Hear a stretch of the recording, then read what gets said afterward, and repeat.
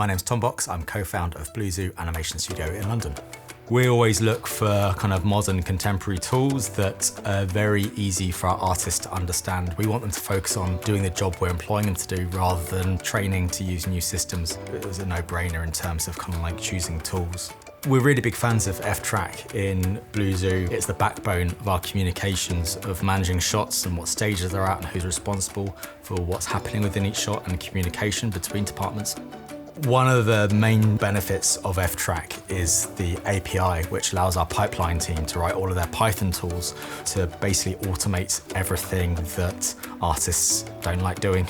We're doing a lot of work with real-time rendering at the moment, so we're looking at ways of using ftrack in all of those kind of new, kind of bleeding-edge technologies that we're looking at pursuing and how they can make us do our job even more easily, which ftrack has done brilliantly to date.